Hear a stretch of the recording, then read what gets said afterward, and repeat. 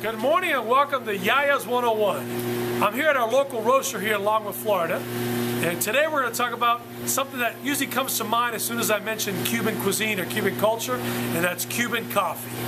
Now let's get started. Now step one in preparing good Cuban coffee is the sugar. Now our sugar we prepare in a special way. We call it la cremita for the coffee. Let me show you what I do. I'm going to make a small batch of cremita. I'm going to start with about, let's say 4 tablespoons of pure cane sugar. What I'm going to do is I'm going to melt the sugar down and caramelize it with just a little bit of espresso. Let's go ahead and brew some espresso.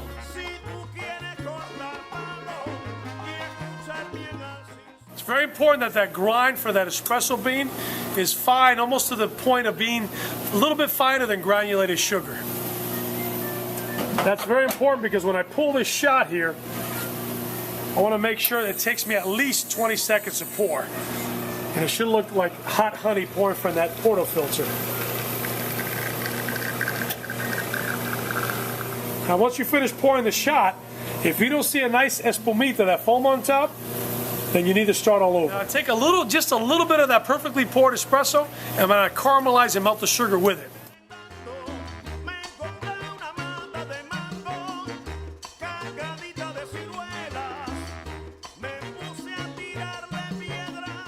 Now that we've caramelized our sugar, made our what we call our cremita, let's go to make 2 shots of cafecito Cuban or Cuban espresso. I'm going to use the double portafilter, make 2 shots at a time here. Get into the machine. I'm going to grab my sugar here. I'm going to make 2 cups, so I could probably grab a good tablespoon of this sugar. Stick it in here, get it nice and whipped. And I'll start my pour. And as it's pouring, you want to make sure you're whipping that sugar and make sure you incorporate and caramelize the sugar into the espresso. We can use the word on a more modern term, we're infusing the sugar in the espresso.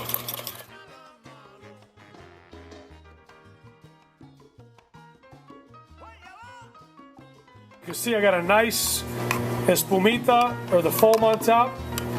Sugar's already been caramelized into it. Look at that nice look. If you get served the Cuban coffee or Italian espresso and you don't see a nice foam on top, send it back. All right, now the next 2 coffees we're going to build on top of that cafecito cubano or Cuban espresso. We've already made our Cuban espresso. The next coffee we're going to make is what we call a cortadito, which is basically you're cutting the coffee in half with steamed milk or boiled milk. So we got our Cuban espresso, and you add as much as little milk as you'd like, but just a little on top. And now you have what we call a cortadito, which is the way I like to drink. And the last and probably the most popular is the famous café con leche, which we're going to take that same shot of cafecito cubano or Cuban espresso and pour it into a larger cup. You're looking at basically 1/3 coffee to 2/3 milk.